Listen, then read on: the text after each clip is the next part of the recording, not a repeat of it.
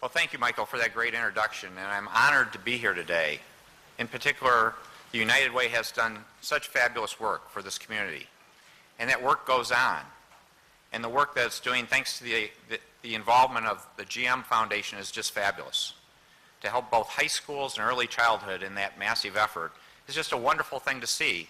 And that's why I'm happy to be here today, to not only be honored by being here, but also to celebrate their success and encourage their success. So it's great to be with you. The other thing I'd like to do before I get started is actually we have some great people with us. And so what I'd like to do is recognize we have a number of people from the Board of Education. So I'd just ask you to rise so people can recognize having the Board of Education here is a special thing.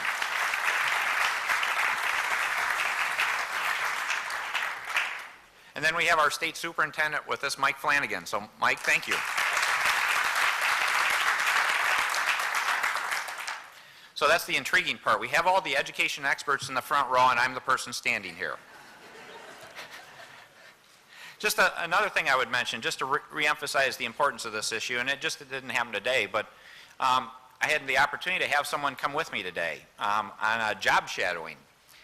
And it just happened to be the perfect day for this topic. It wasn't geared for that, but my daughter Kelsey today is joining me on the trail.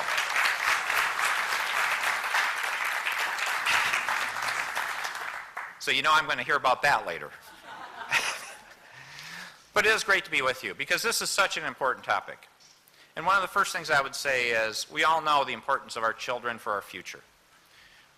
But in addition to our children, we have great people in our educational system. We have great teachers. We have great administrators. We have people that have committed their life to making a better lives for our children in this state. And that's a wonderful thing. But the challenge is we have a broken system. And we need to address that system in a positive, constructive way, in a way of partnership, of working together to make that system work better. And it wasn't out of malice this system became broken. It was natural evolution. And I think it's important to remember that. If you go back and look at our educational system, you go back to the one-room schoolhouse, it was an agrarian society. It basically said, let's do the grammar school, let's have the one-room schoolhouse, let's have that long summer vacation so the kids can get out and bring in those crops. And then the world evolved. And we did evolve with it. But what happened to the next level? So we came to the last century and we said, okay, we're no longer working on the farm, we're working on the assembly line, particularly in Michigan. That became the career path. It's how do you get the job on the assembly line?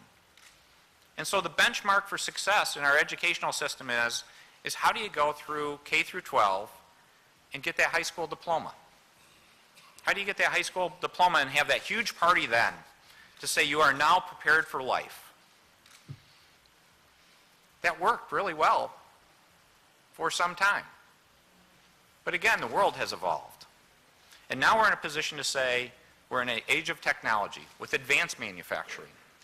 Where to say if you're succeeding, if you're going to be prepared for a 21st century career, neither one of those things is good enough. That you have to have those tools to go out and succeed. And that's where we're at today. Is we are at that next inflection point to say we need to move from that attitude of saying the high school diploma was good enough because it got you to the assembly line to saying we need that additional support. That proficiency, that competency, that ability to go off with 2 years or 4 years, whether it be a degree or certificate, to say we can succeed in the world of the future. And that's what this is all about today. So I appreciate you being with me. And to do that, we have to make a lot of change. And what I can tell you in my experience as governor already is change sounds really good until change comes. And then people tend not to like it. The issue here is how do we overcome that initial reaction? To say how it affects us, but to say how will we all win together for the long term and how can we do this together for long-term success?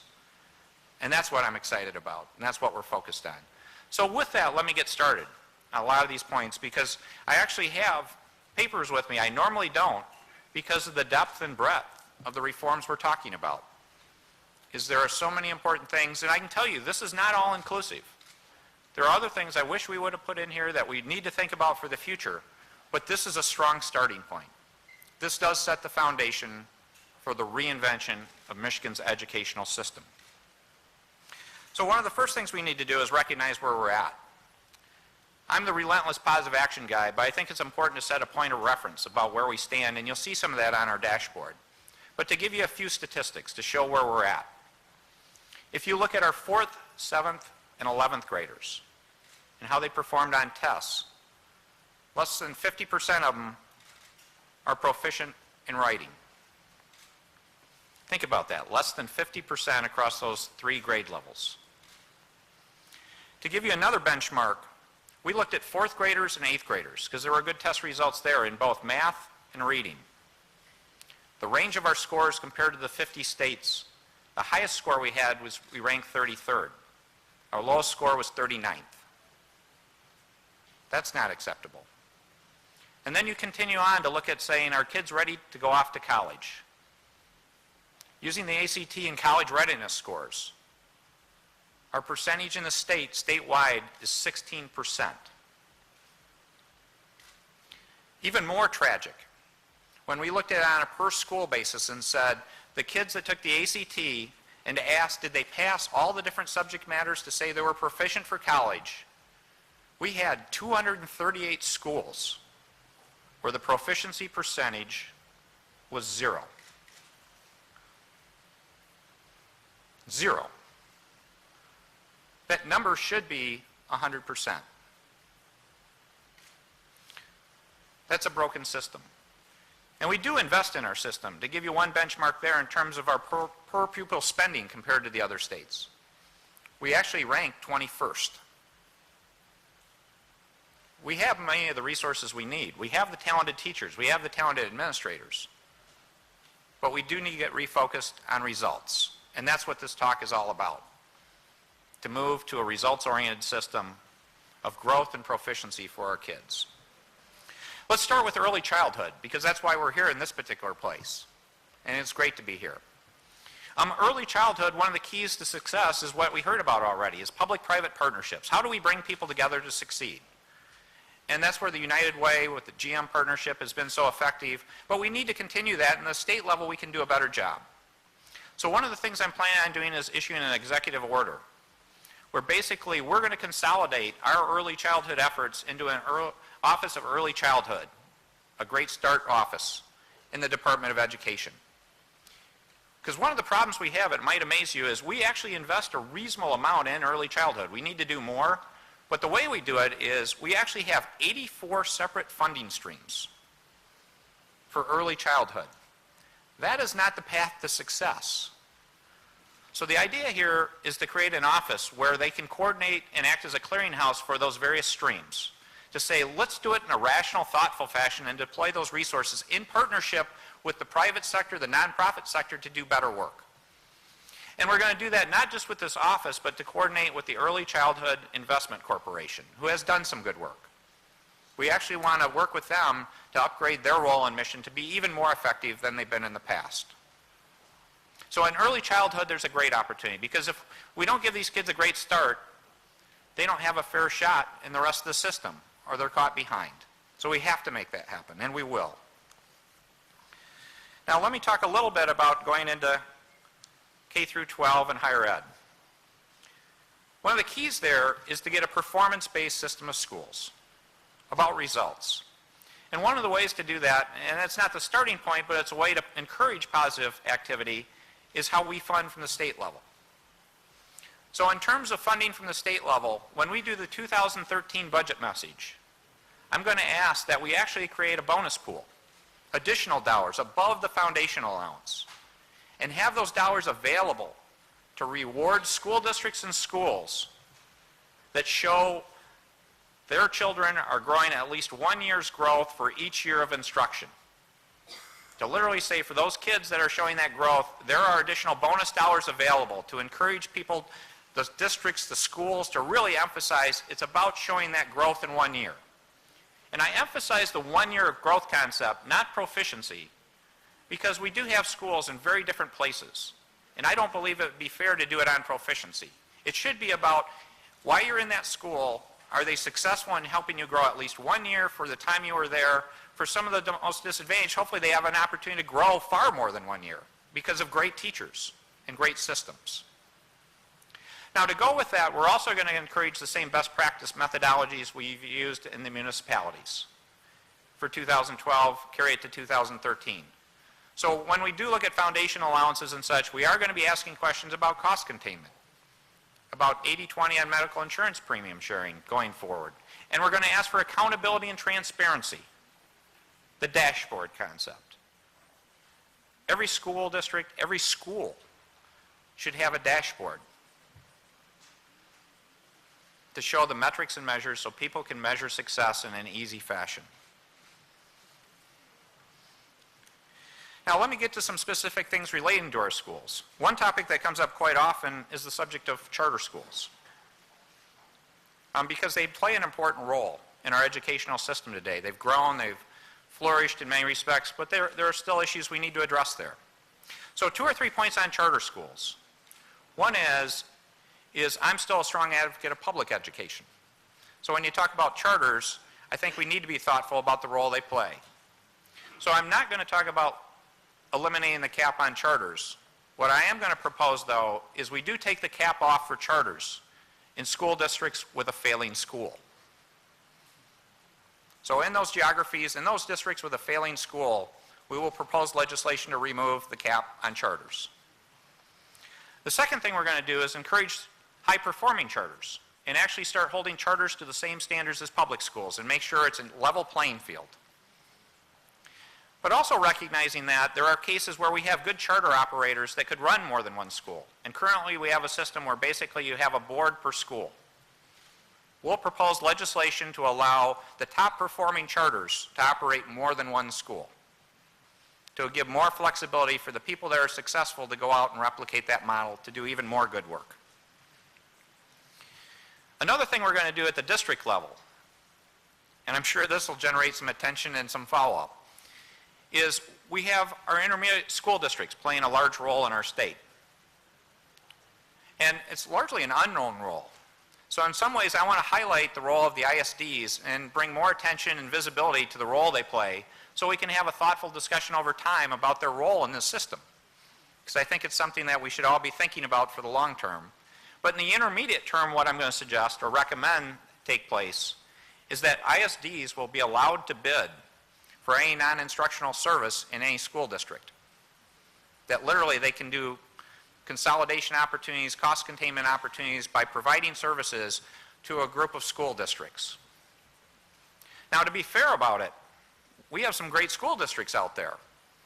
So if we're going that direction, I also believe it's fair to allow any school district in an ISD's area to also say they believe they can do it better than the ISD, and they can bid to provide the service the ISD is doing, to create a fair competitive model where people have the opportunity to show the best results. That will be something for the following school year, not this school year.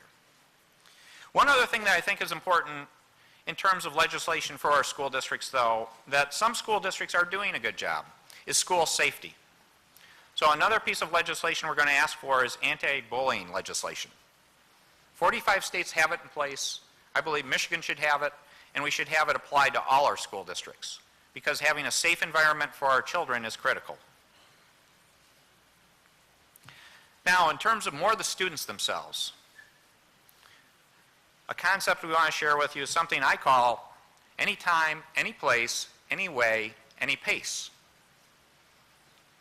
to create a much more flexible educational process, to literally say who really matters here are the students, and how do we create the most flexible environment for them to succeed, and to get away from the traditional structures of saying you have to be in that seat for that many hours or that many days or that many formats, which has worked well.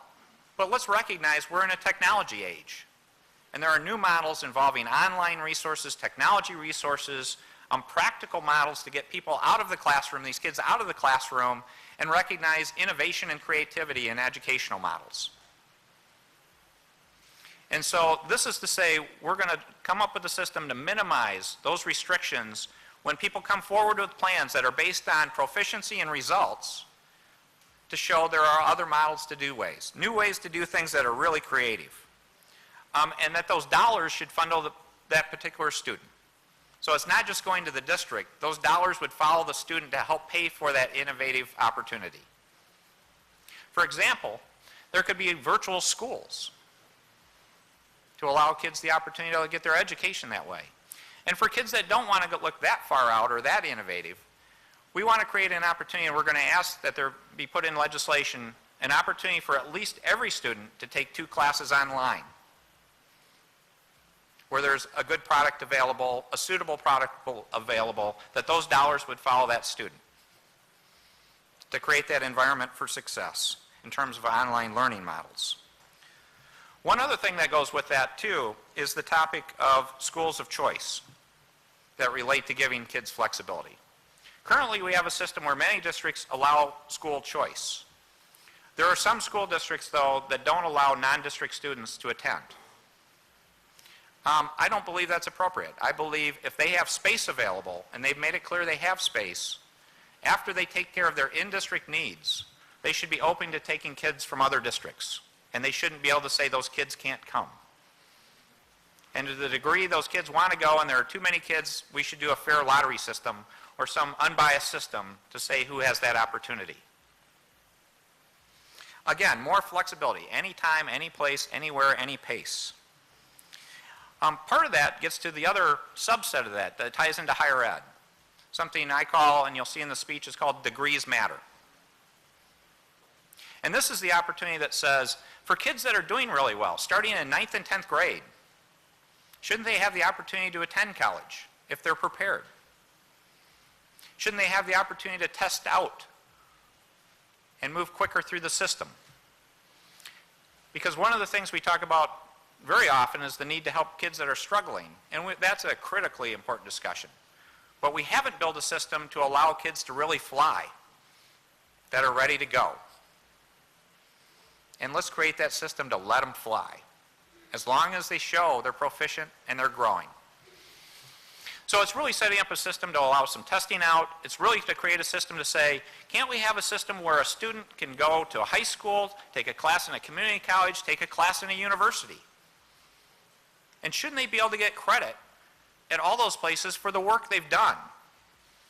We have far too complicated a system today to say those credit hours can only be used one direction, one way, make it very exclusive, make it difficult, when shouldn't our system be encouraging them to say, go, explore, take that opportunity?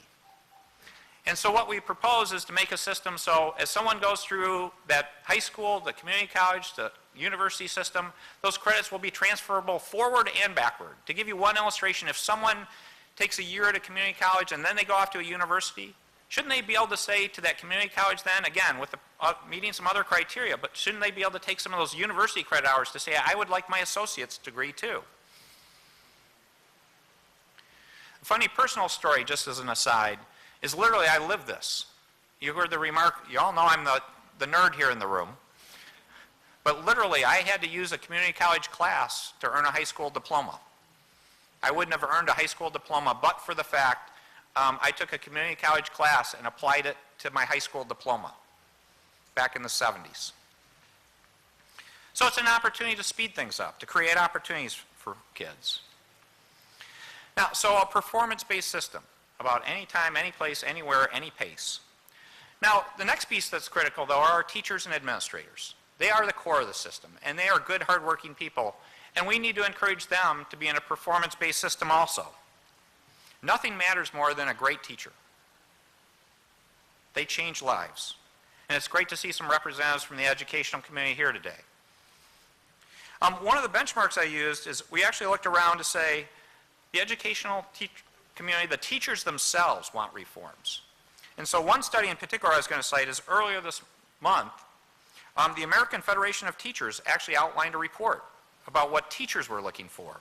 And to give you an idea, some of the criteria they had in their report were regular feedback on their effectiveness, fair, rigorous, and meaningful evaluations, pure learning and shared practice, recognition and reward for high performance, and intelligent use of technology to enhance performance.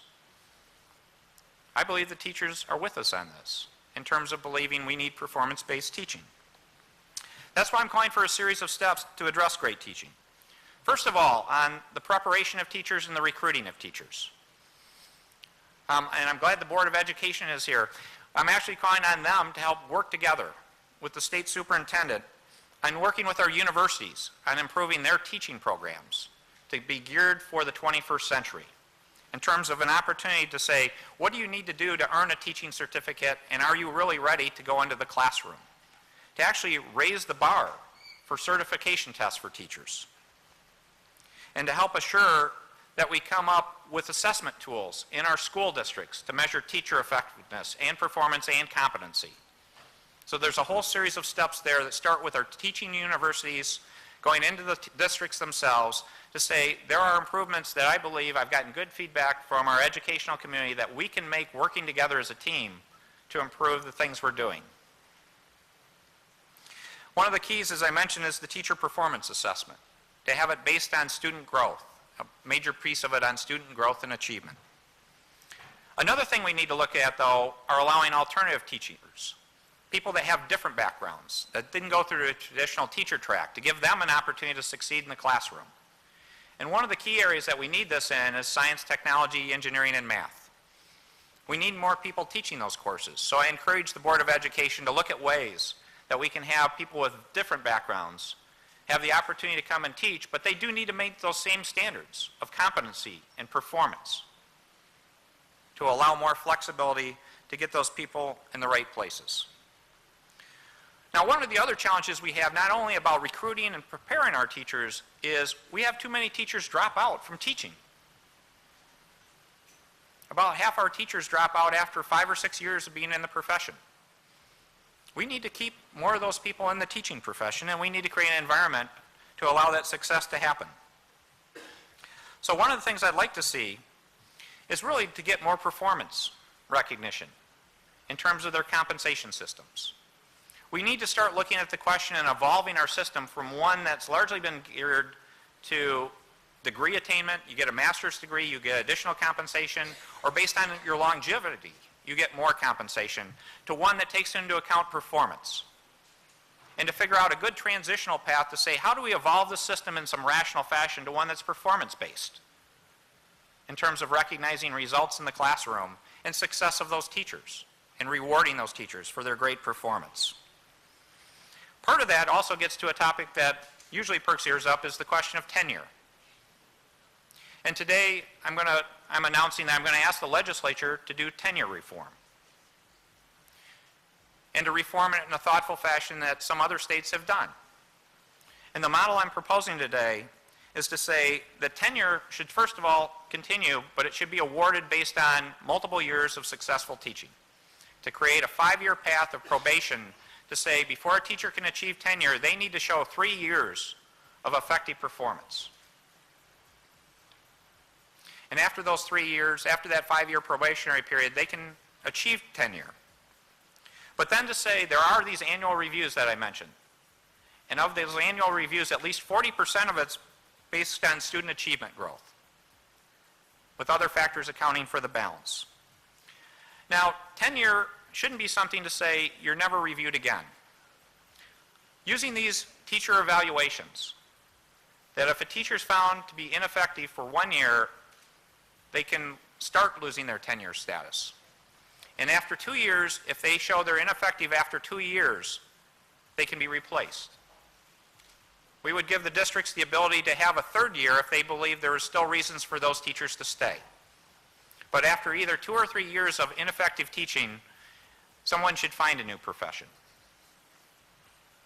We'd also ask that we reform the system itself, so it be done in a more timely and cost-effective fashion, because it's not good letting people have uncertainty as to their careers or have districts be up in the air. So we'll ask for different ways to speed up the process of tenure reform, reviews and such, in terms of being more effective there. Also, one other thing I believe we need to do is when we have the tough situation about reducing teaching staffs, is I'm going to ask for legislation changing the methodology on how we do that. We've had a historical system in our state of really last in, first out. The most recently hired teacher is the first to go. I believe that should be based on performance and effectiveness of our teachers.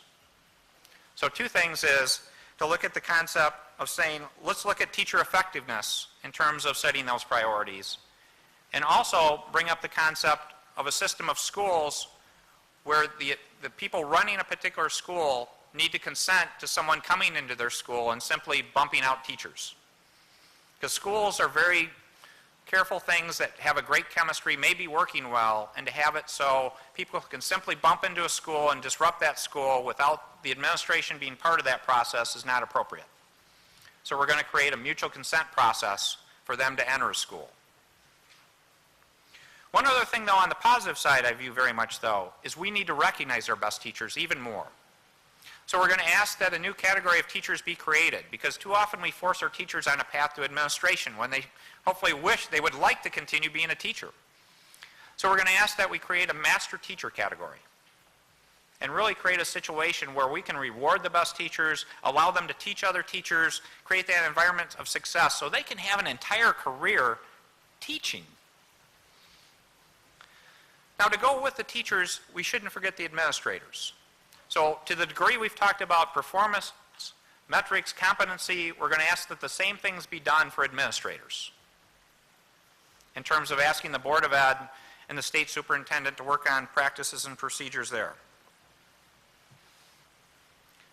I've covered many things today. Last one I will mention, though, that was handed out is this dashboard. This should be our guideline. This should be our model to say these are the things that we're going to look at and measure our kids. We have this at the state level now. It will continue to evolve and be a positive tool, but let's get it at the districts, let's get it at the schools, let's get it all across the board. Now, in conclusion, I'd like to cover one other survey thing to say it's not just about teachers, administrators, and the system. It also involves our parents and our communities. And it's great to see it here because I was going to cite another study. In 2009, 2,835 parents of school-age children were asked the following question. What one thing would you do to raise the graduation rate at your local high school? You know what the number one answer was? I don't know, or nothing.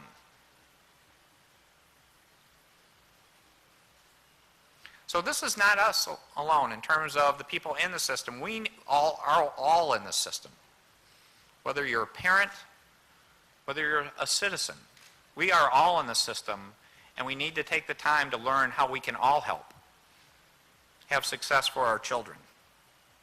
To encourage that, one other thing I'm asking for is we found a Gallup student poll, because we've all been talking about it from our perspective. Wouldn't it be novel if we actually asked the students? And so we found a tool to say, let's go survey our students. It's about a 10-minute poll. Gallup has done this successfully around the country. And to do a survey of all our students about how they feel they're doing, about what they need, about how they're succeeding or not succeeding. Very simple poll. So in addition to parents, let's get the kids involved in this. We're all part of this. And to summarize, I've covered a lot today, and there's even more in the paper. I have not covered every specific point, and there's elaborations on that feel free to follow up on. I am asking a lot from the school board, the Board of Education. I appreciate that. I believe we've had a great relationship and dialogue. I hope you're supportive of the items we've talked about. Mike Flanagan's been fabulous, but it comes about all of us working together. And I would reinforce the fact that when change comes, a lot of people won't like change. That's human nature. But let's step back and say, there's no blame to be laid here. This is not about blame. This is not about picking fights. This is about solving a problem. And when you have 16% of your students college ready, we've got a lot of room to solve a problem in. It's about moving from that one-room schoolhouse to that system that's then said you're ready for the assembly line, to saying now, and with urgency, with passion, with fire and excitement, let's move to a system to prepare our kids for the 21st century. I'm excited for this opportunity. I believe most of us are. Now let's just go get it done. Thank you.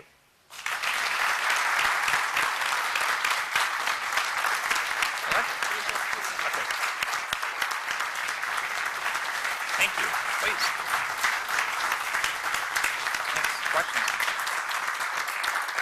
Thank you. I think we have time for... A few questions from the press?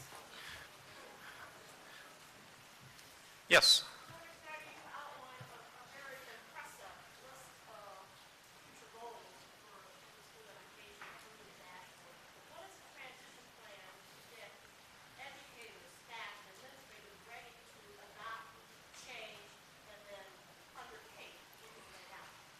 Yeah, most of the things we're proposing are actually not for the upcoming school year, but for 2012-13 school year. So we're targeting most of those dates because I believe that's a good time frame to give people an opportunity to be prepared. There's a lot of work that needs to be done in a short period of time, and I leave it to the people that are experts. That's, again, where I would view the Board of Education and the state superintendent helping drive the timeline more than me. They know I'm impatient. I live in dog years, so I'll follow their advice as to the best way to apply the particular dates. Governor, you said some things about districts not being able to refuse students from other districts. That will be interesting for a lot of suburban districts here in this area. Can you just clarify the rules for that?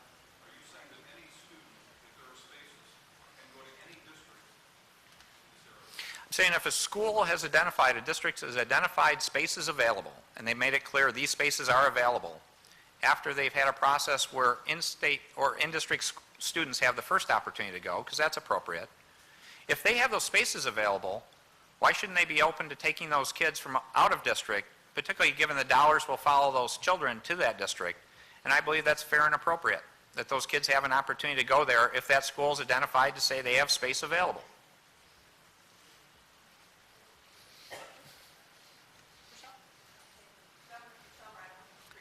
Michelle? Have you done any type of pre-work with the legislature to get them on board or get prepared for this long road ahead of something? Historically, that has been where department heads start, the governor and the legislature. I think we're in a good position to move forward on this, but as with our other messages, I strongly encourage people that are supportive of this to contact your legislator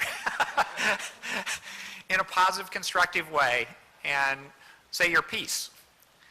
Because I believe we've been on a good path so far, and I believe we're on that path, because I would like to see most of this enacted before the 4th of July.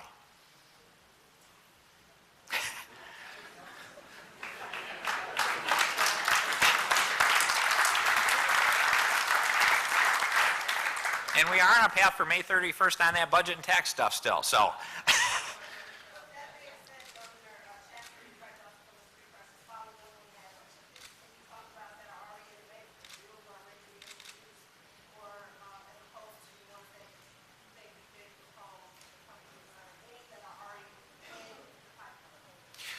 In terms of specifics, I wouldn't identify any particular one. In some ways, there are some placeholder opportunities to actually expedite the process, because we knew we were doing a special message on education. So we haven't gone through specific bills, but we'll be prepared. And if you look at our track record's pretty good in terms of, as we've done proposals, we've been fairly effective about partnering with the legislators on them introducing appropriate bills and finding sponsors.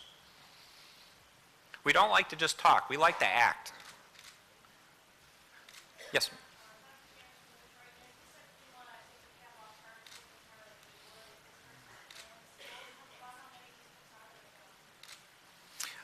There's a dozen or so districts that would be in that category. How would you improve student school performance when there's such deep being proposed for education? Well, again, Kyle, as you look at it, and that was a tough call. I mean, one of the toughest things I had to do in terms of building a budget was to address our educational budget, because kids are our future and we need to invest in education. But we had to make some cut given the budget deficit we had. But as a practical matter, that's where we were proactive and came back with areas for them to say, here are things outside the classroom where they can save money to be effective to make up that cut. And that's why I'm proud when we did the 2013 budget, we showed we were done with cuts. That we're done in a situation that hopefully we can now invest in a constructive way back in education, but not just writing people checks, but having it geared to best practice and showing that we're being forward thinking about 21st century careers.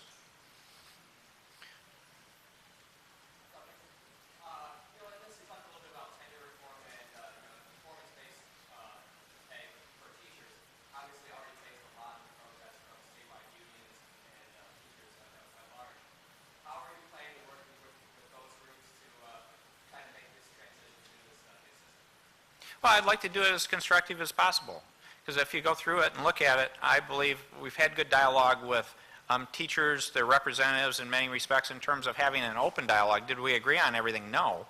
But I'm always open to working with people, because again, the issue here is not picking a fight. It's not that old win-lose attitude we've had too much in our state. It's about solving a problem. And if anything, I would hope, in particular, the teachers themselves want to help solve this problem. Because no one in Michigan can be proud of those statistics. It's something that we do need to solve, and we do need to do it together. So how do we do it in a way where we can show a good mutual respect and understand, what's the right path to do that? My view is it's more a transitional issue than does it have to happen or not. We need these reforms in some fashion to happen. To say we will get good feedback, we may end up tweaking and tuning just like we did in the budget or the tax plan. I'm always open-minded. But we need to set a stake in something in the sand to say, here is what we're going to do that is fundamentally going to change a broken system, and I'm very proud of this message. Next question.